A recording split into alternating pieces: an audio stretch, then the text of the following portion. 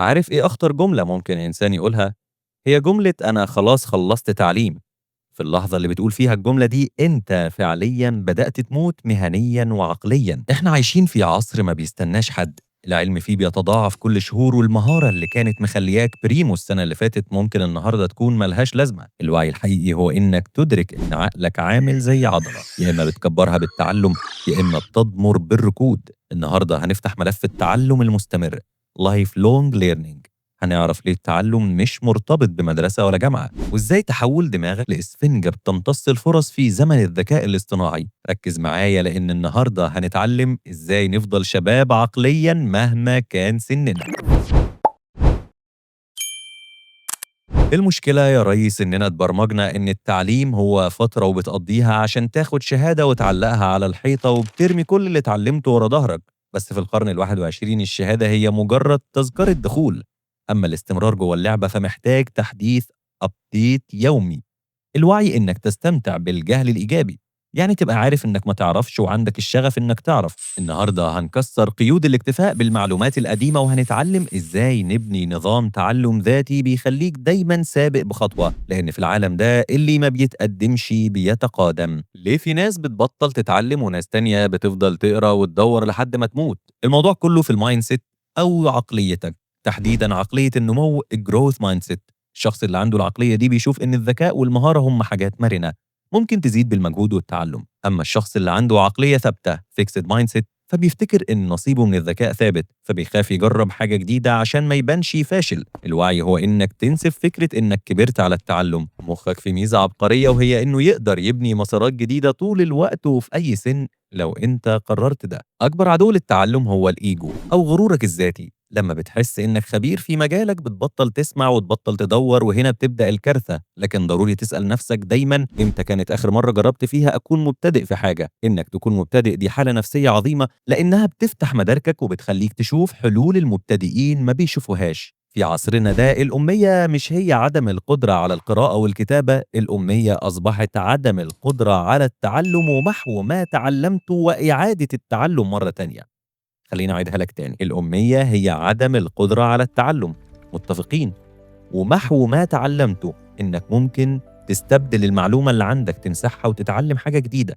الجزء التالت هو إعادة التعلُّم. فهمت الجزئية دي والّا لأ؟ لو ما فهمتهاش اكتب لي في التعليقات وممكن نوضّحها بتفاصيل أكتر. كمان في وَهْم اسمه وَهْم الكفاءة، إحنا بنفتكر إننا بنتعلّم لمّا نتفرّج على فيديوهات كتير أو نقرا بوستات سطحية، بس التعلُّم الحقيقي هو المعاناة اللذيذة في فهم تفاصيل صعبة وتطبيقها. الوعي هو إنك تفرق بين الاستهلاك وبين التعلم. الاستهلاك بيخليك تحس إنك مثقف، لكن التعلم هو اللي بيغير سلوكك ونتائجك. في الواقع التعلم المستمر هو اللي بيديك الأمان الوظيفي الحقيقي. مفيش شركة تقدر تستغنى عن شخص بيطور نفسه أسرع من السوق. أنت مش محتاج تضمن الوظيفة، أنت محتاج تضمن قابليتك للتوظيف مدى الحياة. زمان كان يقول لك صاحب بالين كداب، والتعلم كان لازم يكون في تخصص واحد، بس النهارده المفهوم ده اتغير وبقينا في عصر التي شيبد بيرسون، يعني شخص عنده عمق كبير في تخصص معين، الضلع الرأسي لحرف التي، بس عنده معرفة عامة واسعة في مجالات تانية كتير، الضلع الأفقي. الوعي هو إنك تتعلم ذكاء اصطناعي حتى لو أنت محاسب، وتتعلم تسويق حتى لو أنت مهندس. تداخل العلوم ده هو اللي بيخلق الإبداع. الشخص اللي بيتعلم في مجالات مختلفة بيقدر يوصل النقط ببعضها ويطلع بحلول عبقرية محدش فكر فيها. في عصر المعلومات الفلترة أهم من الجامعة، إحنا غرقانين في بحر معلومات بس عطشانين للحكمة. الوعي بالتعلم هو إنك تختار المصادر اللي بتبنيك مش اللي بتشتتك. التعلم المستمر بيحتاج لانضباط مش شغف. الشغف هيخليك تبدأ كورس، بس الانضباط هو اللي هيخليك تكمله للآخر. في القرن ال21 التعلم الذاتي هو المهارة الأم. لو عرفت إزاي تبحث وتفهم وتطبق معلومة جديدة لوحدك فأنت بقيت لا تقهر. العالم بقى معمل كبير وكل يوم هو فرصة إنك تكون نسخة أذكى من نفسك. التعلم المستمر كمان بيحمي من أمراض الشيخوخة العقلية. الأبحاث بتقول إن الناس اللي بيفضلوا يتعلموا حاجات جديدة خلايا مخهم بتفضل نشطة ومحمية من التدهور. يعني التعلم هو إكسير الشباب الحقيقي. الوعي هو إنك تخلي التعلم أسلوب حياة مش مهمة تقيلة، إنك تقرأ صفحتين قبل ما تنام أو تسمع بودكاست وإنت في الزحمة. دي كلها نقط مية بتعمل في الآخر محيط من المعرفة. دلوقتي إحنا في مرحلة التمكين، إحنا عرفنا إن التعلم هو الوقود، وده الوقت اللي هنعرف فيه إزاي نفول المحرك ده بأسرع وأكفأ طريقة ممكنة. والخطوات دي للتعلم المستمر مش هدفهم إنك تجمع معلومات، هدفهم إنك تمتلك المهارة. إحنا في عصر تخمة المعلومات، والسر ما بقاش في إنك تعرف كتير، السر في إنك تفهم بعمق وتطبق بسرعة. رقم واحد، تقنية فاينمان دي أعظم أداة في تاريخ التعلم. لو عايز تتأكد إنك فهمت حاجة حاول تشرحها لطفل عنده 6 سنين. لو معرفتش تشرحها ببساطة يبقى أنت لسه ما فهمتهاش. الوعي هو إنك تفكك المعقد لسهل. لما بتبسط المعلومة أنت بتبني روابط عصبية قوية في دماغك، بتخلي المعلومة دي جزء من تكوينك مش مجرد حفظ. التعلم الحقيقي هو التبسيط مش الفزلكة بالمصطلحات المعقدة. قاعدة 20 ساعة الأولى، أكبر حاجز قدام التعلم هو الخوف من البداية. إحنا بنفتكر إننا محتاجين سنين عشان نتقن حاجة، الحقيقة إنك محتاج بس 20 ساعة من التركيز المتعمد عشان تتخطى مرحلة الإحباط الأولى وتبدأ تكون كفء في أي مهارة جديدة. 20 ساعة يعني 45 دقيقة كل يوم لمدة شهر. الوعي هو إنك تفكك المهارة الكبيرة لمهارات صغيرة وتركز على 20% اللي بيدوك 80% من النتائج. ابدأ يا ريس، الرهبة هتكسرها بالاستمرار. رقم 3، نظام التكرار المتباعد. عقلك مصمم إنه ينسى عشان يوفر مساحة. لو قريت معلومة مرة واحدة هتنساها بعد يومين. راجع المعلومة على فترات متباعدة، بعد يوم، بعد أسبوع، بعد شهر. أنت كده بتبعت إشارة لمخك بتقول له المعلومة دي مهمة، انقلها للمخزن طويل المدى. الوعي هو إنك تدير عملية النسيان لصالحك. التعلم المستمر هو تراكم مش خبطة واحدة وخلاص. رقم 4، التعلم بالممارسة. القراءة والمشاهدة هي تعلم سلبي. التعلم الإيجابي هو إنك تختبر نفسك.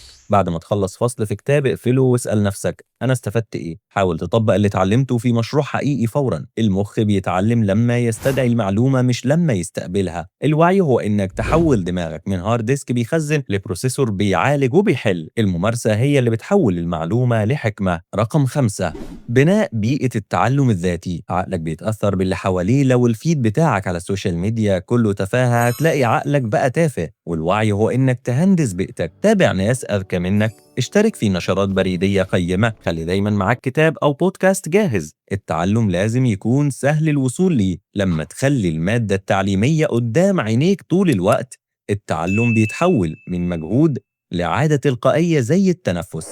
بص يا ريس، التعلم المستمر مش مجرد مهارة عشان تترقى في الشغل، ده ترياق ضد اليأس. الشخص اللي بيتعلم دايما بيبقى عنده أمل لأنه عارف إن أي مشكلة بتقابله هي مجرد حاجة لسه ما تعلمهاش. التعلم بيديك مرونة نفسية. لما العالم بيتغير حواليك أنت ما بتخافش لأنك عارف إنك تقدر تتعلم القواعد الجديدة للعبة. الوعي بالتعلم هو اللي بيخليك متجدد دايما وما بيخليش الصدى يوصل لروحك. أنت بتفضل تلمع وسط الناس لأنك دايما عندك إضافة جديدة. في عصر الذكاء الاصطناعي الميزة التنافسية الوحيدة للإنسان هي القدرة على التعلم السريع. الآلة ممكن تخزن بيانات أكتر منك، بس أنت اللي تقدر تربط بين العلوم وتطلع بمعنى إنساني. الوعي إنك تستثمر في أصلك الوحيد وهو عقلك. كل قرش بتصرفه على كتاب أو كورس هو أحسن استثمار في الدنيا، لأن العائد بتاعه مستمر معاك طول العمر ومحدش يقدر يسرقه منك. التعلم بيخليك متواضع لأنك كل ما بتعرف أكتر بتكتشف إن اللي ما تعرفوش أكتر بكتير، والتواضع ده هو باب الحكمة.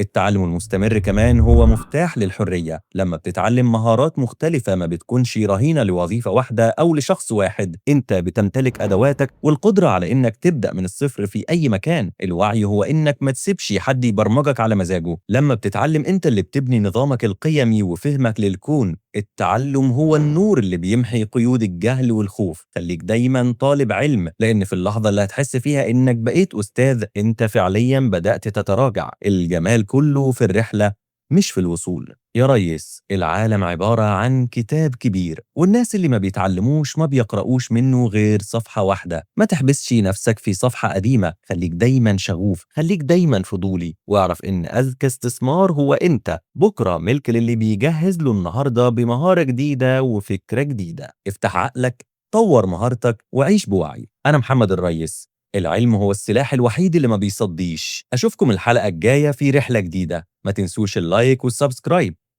سلام.